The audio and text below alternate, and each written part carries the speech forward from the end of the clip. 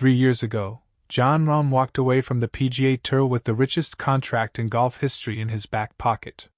He said it was about legacy. He said it was about the future of the game. Now, the whispers coming out of LIV Golf are that the guy who was supposed to be the face of this entire revolution is already looking for the exit door. And if he walks, insiders are saying it might be the beginning of the end for the whole league. Here's the part that should really stop you in your tracks. This isn't some random internet rumor. This is coming from inside the building. Sources close to LIV Golf itself are reportedly using one specific phrase to describe how they feel about Rahm leaving, almost resigned to it. Not hopeful he stays. Not fighting to keep him. Resigned. Like it's already happened in their heads. So what actually went wrong behind the scenes? And what does this mean for the players who followed him there? Stick around, because by the end of this video, you're going to understand exactly why one golfer's decision could blow up a multi-billion-dollar experiment, and why the clock on that decision is ticking down to just a few weeks from right now. Before we get into it, hit that subscribe button. This story is moving fast, new details are dropping practically every day right now, and you don't want to miss the moment this finally gets confirmed one way or the other.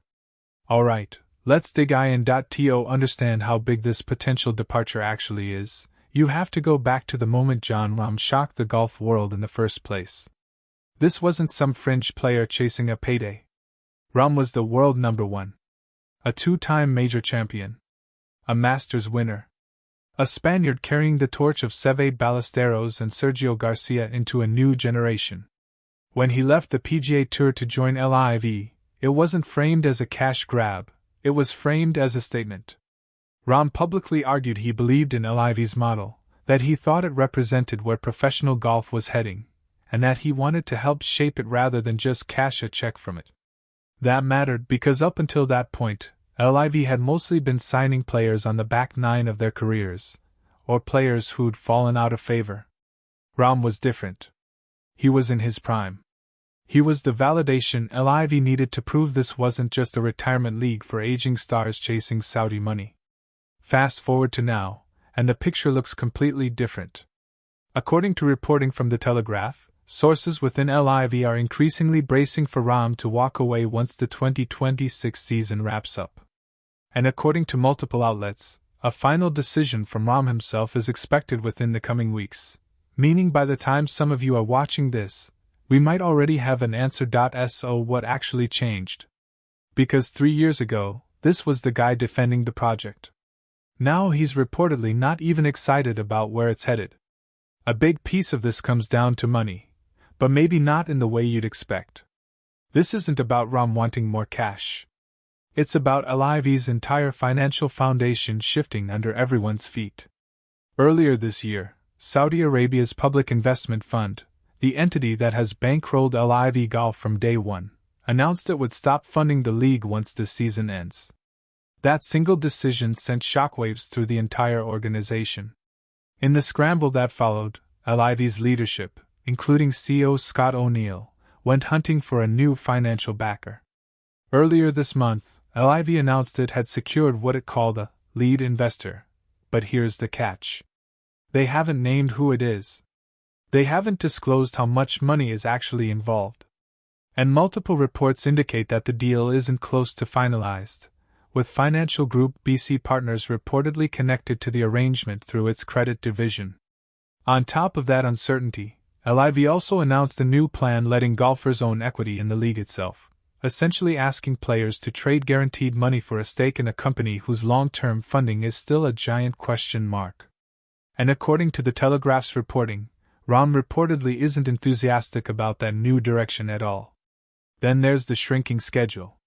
Reports indicate LIV's plan for 2027 involves cutting down to roughly 10 events, with smaller prize purses than what players have been used to.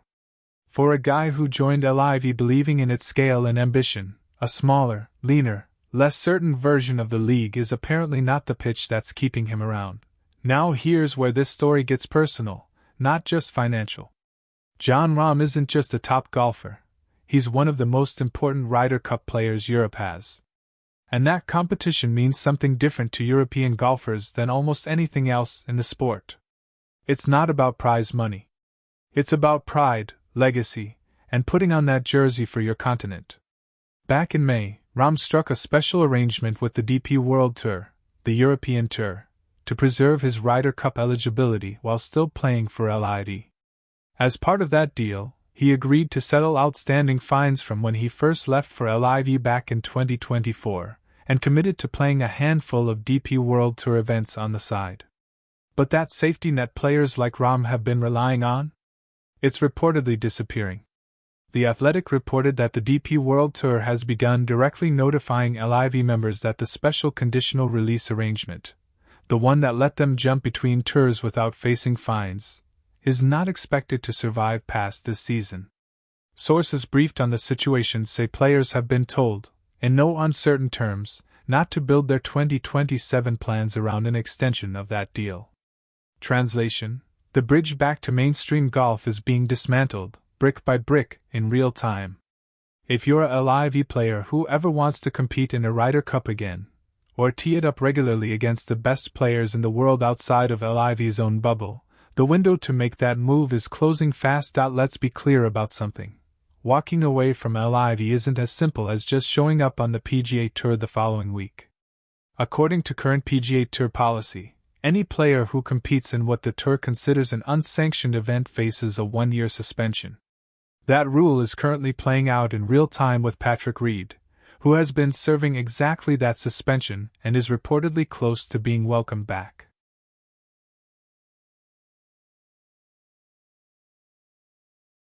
If Rahm does leave LIV after this season, that same suspension clock would likely apply to him, meaning he could be sidelined from PGA Tour competition until roughly August of 2027.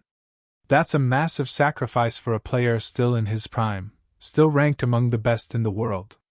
It tells you just how serious the dissatisfaction with LIV's direction must be if he's willing to accept a year on the sidelines just to get out. And here's a detail that adds even more weight to the situation.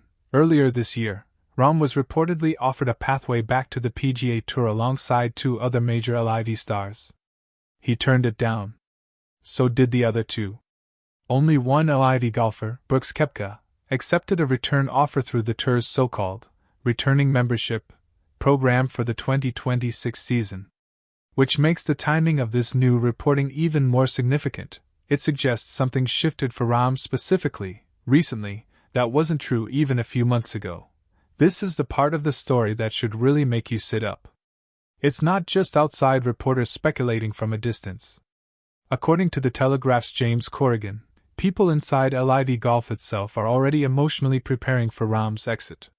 The specific language used was that sources are almost resigned to it happening, while at the same time, insiders on the DP World Tour side are described as increasingly confident that Rahm will be playing more of their events starting next year.